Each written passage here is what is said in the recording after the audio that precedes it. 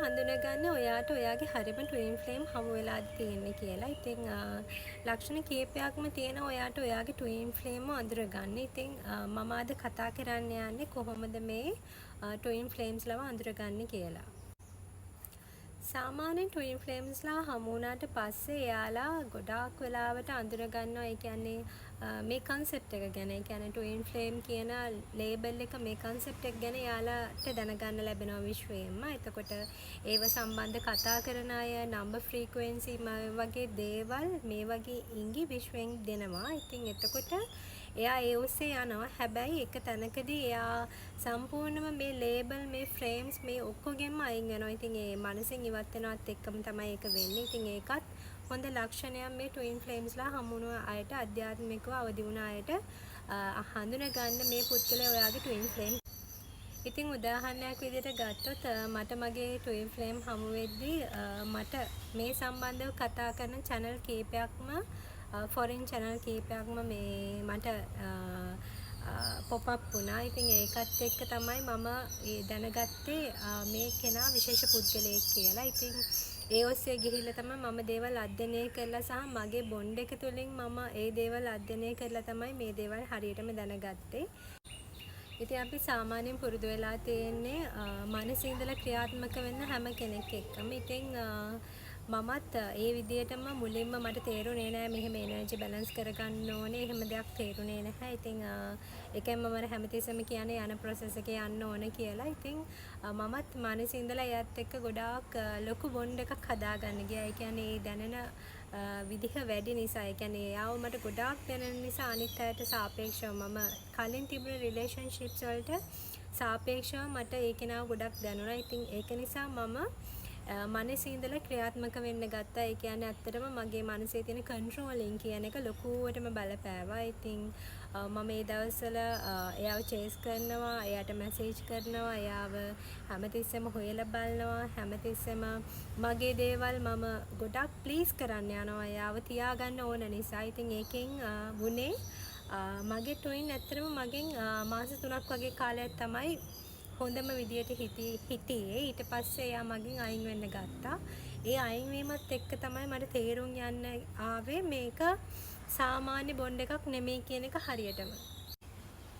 ඔයාලා රණ චේස කියන දේ අහලා ඇති. ඉතින් ඇත්තටම මේක වෙන්නේ මගේ මනසේ තියෙන දැන් ඔයාගේ ට්වින් ෆ්ලේම් ඩිවයින් ෆෙමිනින් කියන කෙනාගේ මනසේ තියෙන එනර්ජි එක නිසා. ඒ එනර්ජි එක සම්පූර්ණම ඔයා ඩිවයින් මැස්කියුලින් කියන කෙනාට යොදන්න ගියොත් ඒ කියන්නේ ඔයාගේ ෆෝකස් එක ඔයාට නැතුව ඔයා ඒ කෙනා කෙරෙහිම ෆෝකස් වෙන්න ගියොත් මනසේ ඉඳලා ඇත්තට මේ කෙනා දුවනවා. ඉතින් මොකද එයා දන්නේ නැහැ එයා දුවන හේතුව. ඒක තමයි විශේෂම දේ. මොකද එයා මේක දැනෙන තැනින් තමයි එයා ඔයත් එක්ක කතා කරන්නේ සහ ඔයත් එක්ක ඉන්නේ.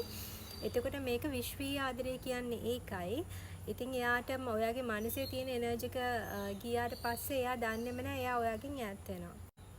ඒකේ තියෙන ලොකුම වෙනස තමයි ඔයාට පුළුවන් මනසේ ඉඳලා ඕනම කෙනෙක් එක්ක කතා බහ කරලා ඕනම විදියකට හැසිරෙන්න. ඒ කියන්නේ ඔයාගේ දෙමව්පියෝ, නෑදෑයෝ, සහෝදරයෝ, හොඳම යාළුවෝ. ඉතින් මේ හැමෝත් එක්කම ඔයාට පුළුවන් මනසේ ඉඳලා කටයුතු කරන්න. නමුත් ඔයාට ඔයාගේ ට්වින් ෆ්ලේම් එක එහෙම හැසිරෙන්න බෑ.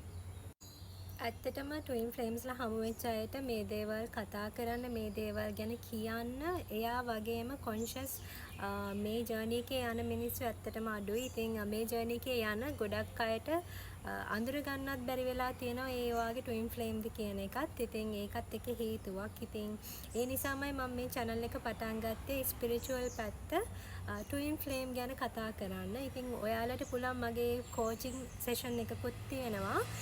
මයින්ඩ් ඩිටොක්ස් කියන ප්‍රෝග්‍රෑම් එකක් යනවා මං කරන මේ ට්වින් ෆ්ලේම්ස්ලාට කොහොමද එයාලගේ මනස පිරිසිදු කරගන්න කියන එක ගැන කතා කරන්න. ඉතින් ඔයාලා කැමති අය ඉන්නවා නම් ඒකට සම්බන්ධ වෙන්න පුළුවන්. මම ඒකේ විස්තරත් දාන්නම්. ඉතින් ඔයාලා කැමති නම් ඒ සෙෂන් එකත් එක්ක සම්බන්ධ වෙන්න. ගොඩක් අය දන්නවා මේ කුසපබා. එතකොට ඒ සිද්ධාර්ථ යශෝධරාගේ අතීත කතාවක්. ඒ කියන්නේ පුනරුත්පත්තියක්.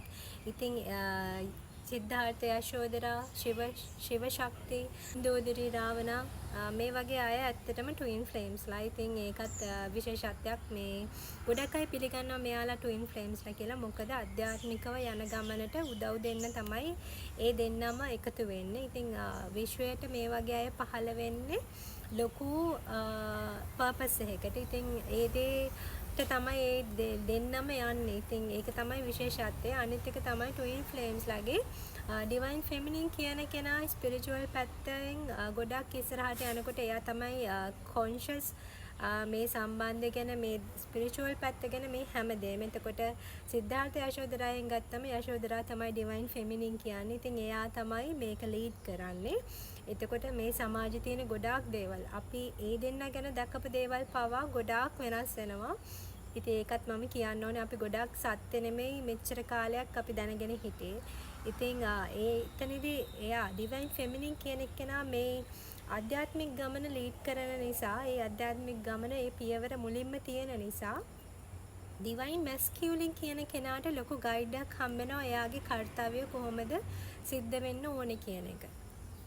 කුස පබා කතාව ගත්තොත් කුස අපි අහලා තියෙනවා කුස හීනෙන් දකිනවා කෙනෙක්ගේ රූපයක්. ඉතින් ඒ රූපේ තමයි එයා මේ අඹන්නේ. ඉතින් ඒ රූපය ඇත්තටම කිව්වොත් පබාගේ රූපය. ඒකට හේතුව තමයි ට්වින් ෆ්ලේම්ස්ලා හීනෙන් දකිනා වෙන්න පුළුවන් තමන්ගේ හිමිකාරියව. ඒකත් එක හේතුවක් ට්වින් ෆ්ලේම්ස්ලා අඳුර ගන්න පුළුවන් වෙන. ඒ වගේම තමයි ට්වින් ෆ්ලේම්ස්ලා හමු වුණ අයගේ අර ස්ටේජස් 8කින් ඉවර වෙනවා, ස්ටේජස් 7කින් ඉවර වෙනවා, 10කින් ඉවර වෙනවා. එහෙම දෙයක් නැහැ.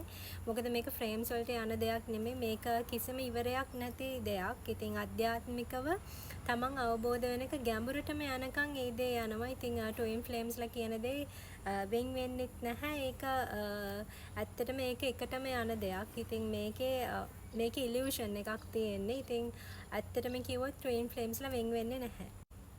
ඒකටයි හේතුව මේ නිර්වාණය අවබෝධ වෙනකම් මෙයාලා ගමන යනවා කියන්න මම හේතුවක් කියන්නම්. ගොඩක් අය හිතනවා රීයුනියන් වුණාට පස්සේ එයාලා හැමදාම එකට ඉන්නවා කියලා. ඒක හරි විදියට ලස්සන්ට ගලාගෙන යනවා කියලා. එහෙම දෙයක් නැහැ. මොකද හේතුව රීයුනියන් වෙච්ච අය ආයි සෙපරේෂන් එකකට යන්න පුළුවන්. නැවතත් මමත් සාමාන්‍යයෙන් සෙපරේට් වෙලා තියෙනවා 10 වතාවකට වැඩිය. මට හරියටම මතක නැහැ. ඉතින් මම ගොඩ සැරයක් සෙපරේට් වෙලා තියෙනවා. මොකද මම හිතනවා එයා නැවත ආවට පස්සේ මේක හරියටම බැලන්ස් වෙනවා කියලා. ඇත්තටම එහෙම දෙයක් නැහැ. ඒ බැලන්ස් එක තියෙන්නේ තමන්ගේ අතේ. ඒ කියන්නේ ඩිවයින් ෆෙමිනින් කියන කෙනාගේ ක්‍රියාකලාපය, එයාගේ මනසේ තියෙන බැලන්ස් එක මත තමයි ඒ දෙන්නට එකට ඉන්න පුළුවන්ද බැරිද කියන එක තීරණය වෙන්නේ. ඉතින් රීයුනියන් වුණාට පස්සේ කොහොමද මේ එනර්ජි එක බැලන්ස් කරගන්නේ කියන එක තමයි ගොඩාක්ම වටින දේ. මොකද එතකොට තමයි ඒ දෙන්නට එකට ඉන්න පුළුවන්. ඉතින් මම ඒකටත් ප්‍රෝග්‍රෑම් එකක් කරනවා කොහොමද මේ රීයුනියන් එකක් වුණාට පස්සේ රීයුනියන් එක කරගන්න විදිහ සහ රීයුනියන් එකක් වුණාට පස්සේ එනර්ජි එක බැලන්ස් කරගන්නේ කොහොමද කියන එක ගැන. ඔයාගේ ට්වින් ෆ්ලේම් කියන්නේ ඇත්තටම ඔයාගේම පුනරුත්පත්තියක්. ඒක එහෙම මම කියන්න හේතුව තමයි එයාලා හමු වුණාට පස්සේ කාලය කියන දෙයක් නැහැ. ඉතින් ඒක නතර වෙනවා වගේ, කාලය කියන දේ නිර්ණය කරන්න බැරි වෙනවා වගේ හැඟීමක්, දැනීමක් එයාලට දැනෙනවා. ඉතින් ඇත්තටම කිව්වොත් ට්වින් ෆ්ලේම් කියන්නේ ඔයාගේම පුනරුත්පත්තියක්. සෙපරේෂන් එකකට ගියාට පස්සේ එයාලා නැවත හමු වීමත් මේ ට්වින් ෆ්ලේම්ස්ලා අඳුර ගන්න තියෙන හොඳම උදාහරණයක්. ට්වින් ෆ්ලේම්ස්ලා එකට ඉඳෙද්දි දැනෙන්නේ ඇත්තටම තමන් එක්ක ඉන්නවා වගේ ෆීලින් එකක්. ඉතින් ඒකත් එක ලක්ෂණයක් මේ ට්වින් ෆ්ලේම් ජර්නි එකේ. ඉතින් එතකොට ඔයාට අඳුර ගන්න පුළුවන් මේ ඔයාගේ හරිම ට්වින් ෆ්ලේම් කියලා. ඉතින් ඒක හරි සාමකාමී හැඟීමක් තියෙන්නේ. මම ඔයාලට මූවි එකක් තියෙනවා සමාධි කියලා YouTube එකේ. මම ඒකේ link එක දාන්නම්. ඒක බලන්න. ඒකේ තියෙනවා කොහොමද මේ ස්පිරිචුවලි ඒ හැඟීම, ඒ දැනීම කොයි වගේද කියන එක ගැන විස්තර කරලා තියෙනවා. ඉතින් ඒ සමාධි මූවි එක බලන්න. ට්වින් ෆ්ලේම්ස්ලා ගැන ලක්ෂණ කීපයක්ම මම මේ වීඩියෝ එකෙන් කතා කරා. ඉතින් බොහොම ස්තුතියි මේ වීඩියෝ එක බැලුවට. ඊළඟ වීඩියෝ එකෙන් හමු වෙමු.